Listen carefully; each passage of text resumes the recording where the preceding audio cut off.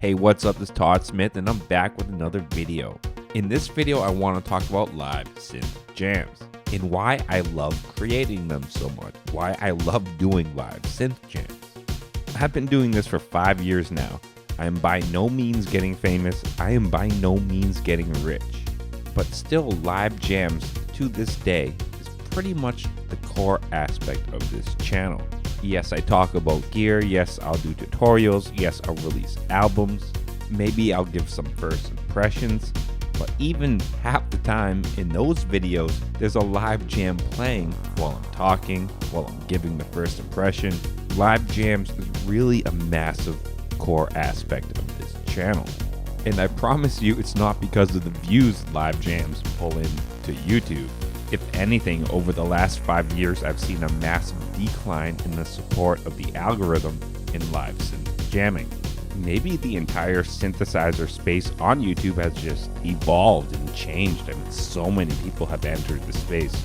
But live jams in general is very hard to get views on within the algorithm.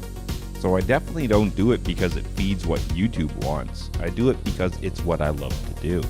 I myself have always loved recording in that manner. Rather than build something in a box that's structured and has a bunch of tracks and is 100% solid and sounds sick every time you hit play, I've always enjoyed the concept of kind of building something, letting it flow, playing it all in one experience and recording it in one long take.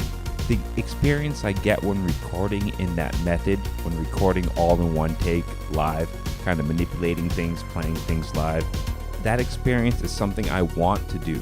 That experience and that process is something that gives me a lot of joy. It's very fun. When you structure things a little bit more professionally in a full song manner, in let's say a DAW, it doesn't have the same excitement as when I just hit record, hit play on a groove box and just go with it, start playing live on top of it, start grabbing some knobs, start manipulating, and what I make in that moment is what I get in the audio. It leaves a lot more to chance, but I think it makes it just a little bit more human. And even if that's not the case in the translation of audio, I know it's a lot more fun for me to experience. And it brings me back to music creation a lot more than I would if I was just creating really sick music in a box. So live jamming is about the freedom, the in the moment, just enjoying your gear at that time and just getting lost. I think it's some of the best experiences you can have with your own musical devices. I should have said this at the beginning of the video, but this is obviously all 100% me, my experience, my opinion.